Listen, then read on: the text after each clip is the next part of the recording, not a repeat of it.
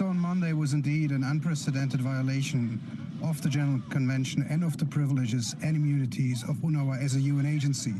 The General Convention is very clear that UN premises are immune from search, that they're inviolable, and that is not what we saw on Monday. On Monday, we saw large numbers of Israeli security forces entering our compound, confiscating assets and raising the Israeli flag on the top of the building and removing the UN flag. The United Nations have strongly protested this violation. I think the Secretary General's statement is very clear.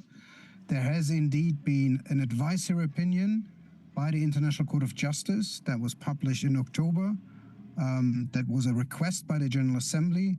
And this advisory opinion clearly states the obligations of the State of Israel under international law, and that includes also the respect of the privileges and immunities of all UN agencies, by the way, and not just UNRWA, and also a clear statement when it comes to the inviolability of our premises from search. And we have been in this compound in Sheikh Jarrah for more than 70 years. We've been there since the 1950s, and what we see there is a very concerning development. From the UN's perspective, we need to make sure that we have unhindered access to these premises. We need to make sure that the UN flag is restored and that we can continue to use that compound as we used to until January this year.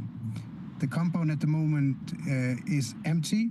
The situation has been too dangerous for our staff to work from because we have seen repeated attacks, vandalism, and also an arson attack against the compound already last year. And we clearly request respecting that compound as a UN facility and facilitating our life-saving operations in the occupied Palestinian territories, be it in the West Bank or indeed in the Gaza Strip, where we see continuing restrictions to aid that is coming in support of UNRWA. UNRWA remains the biggest UN agency on the ground in the Gaza Strip, the backbone of the humanitarian operation, and what applies in East Jerusalem also applies in the Gaza Strip. Respect of privileges and immunities of all humanitarian workers, protecting them, respecting the privileges and immunities of the UN, and allowing unhindered access for humanitarian aid.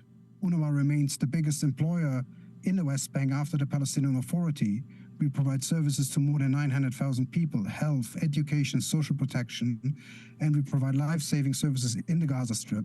And that work must continue without any interruptions, without any hindrance. And that's what international law is there for, to protect the weak and to make sure that humanitarian organizations can continue their life-saving work without threats and without interference.